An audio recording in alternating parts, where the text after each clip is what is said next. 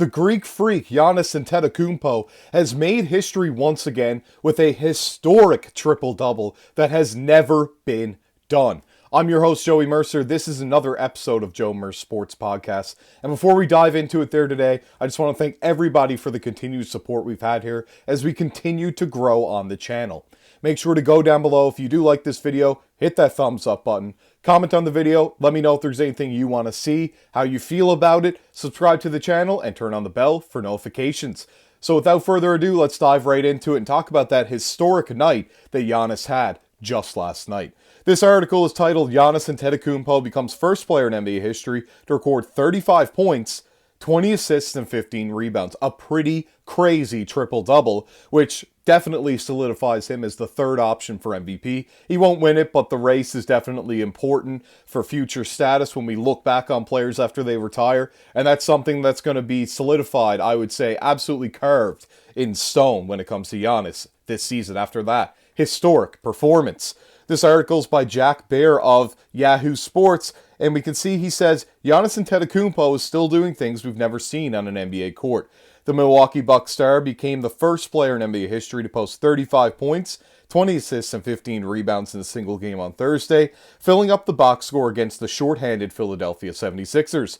Specifically, he posted 35 points, 20 assists, and 17 rebounds, while shooting 12 of 19 in a 126-113 win.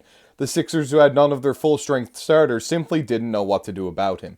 Even though it's against the Sixers, there's been teams in the past that have had depleted rosters and nobody's done it before, so it's still very significant and is going to move him up that ladder on that ESPN straw poll that we talked about just a couple of days ago. The game saw the Bucks erase a 17-point Sixers lead. Antetokounmpo either scored or assisted on 32 of their 46 field goals.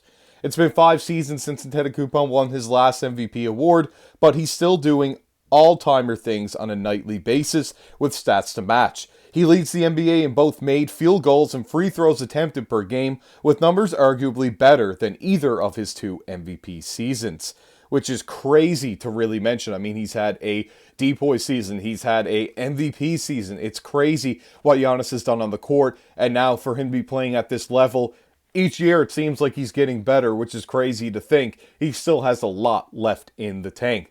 On the seasons, he's actually putting up 30 points, 12 rebounds, 6 assists, a block, shooting 60% from the field.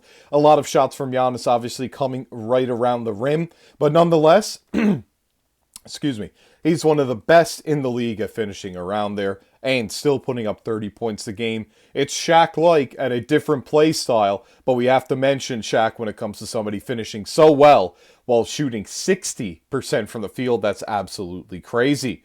With co-star Damian Lillard still out indefinitely due to deep vein thrombosis, I hope a speedy recovery, of course, for Damian Lillard.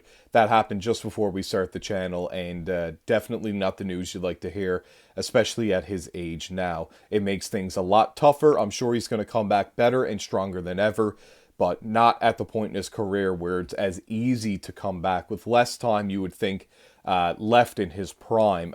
Very sorry to hear that for Damian Lillard, and I only wish him the best.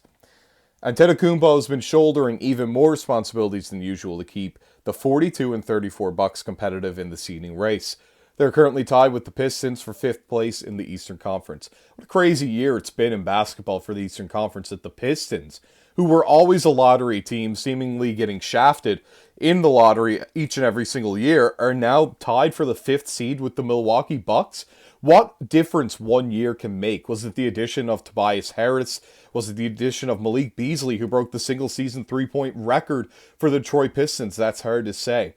But in the Bucks' case, it's had to be all Giannis with Damian Lillard out, and there's been issues this season. Middleton obviously had to get moved because he doesn't seem like he's going to be the player that they need anymore. They've been looking for that third option as Brook Lopez gets older. Bobby Portis starts to decline, and they just have Giannis Antetokounmpo and Damian Lillard carrying pretty much all of the offensive load. This has been your host, Joey Mercer. I hope you enjoyed the video again there today. Make sure to go down below if you did and hit the like button. Comment on the channel. Let me know what you'd like to see in the future. Let me know how you felt about this video, or if you just want to say hi, you can go down below in that comment section and type pretty much whatever you'd like. Also, make sure to subscribe to the channel, turn on the bell for notifications, and we'll see you all in the next video.